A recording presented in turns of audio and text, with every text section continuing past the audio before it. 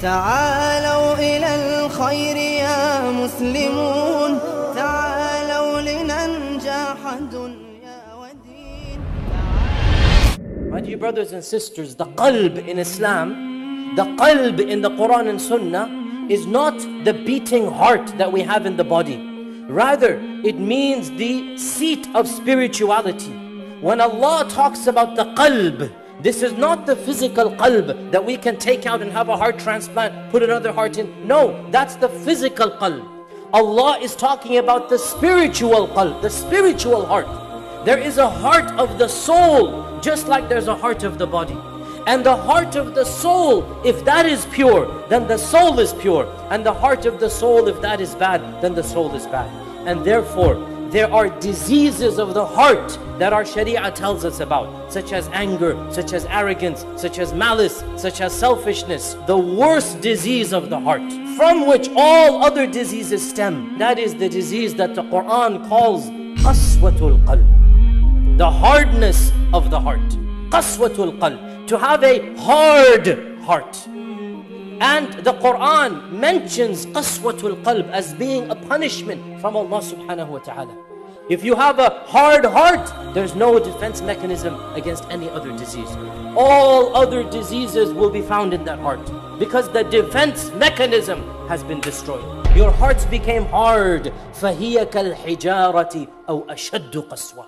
Your hearts were so hard, they were harder than rocks themselves, or even more hard than rocks. This is what Allah mentions about a previous nation. In another verse, Allah Azza wa Jal says, because they broke our covenant, they didn't follow their sharia, لَعَنَّاهُمْ, we cursed them, وَجَعَلْنَا قُلُوبَهُمْ قَاسِيَةً, and we made their hearts hard.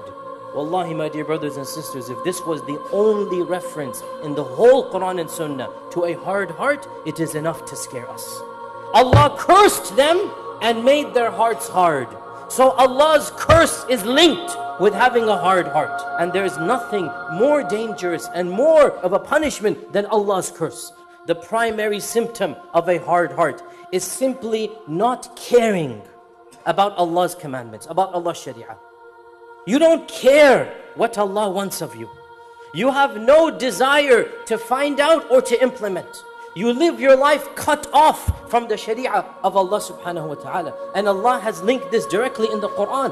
فَبِمَا نَقْضِهِمْ مِيثَاقَهُمْ, because they broke our covenant. And the covenant of Allah is His sharia. Because they didn't care about our sharia, we cursed them and we made their heart hard.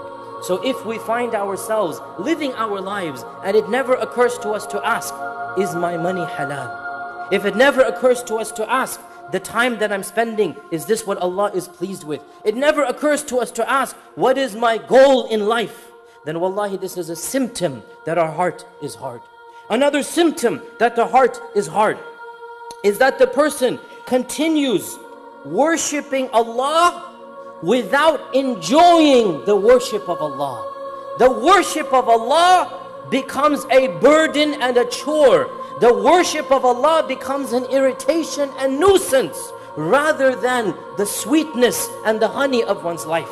My dear brothers and sisters, the true believer finds comfort in worshipping Allah. The true believer's iman is rejuvenated when they worship Allah. There is nothing more sweet to the believer than the worship of Allah. But if we find ourselves, we seek Allah's refuge, we look at the watch and say, oh no, it's time to pray again. I just prayed, subhanAllah.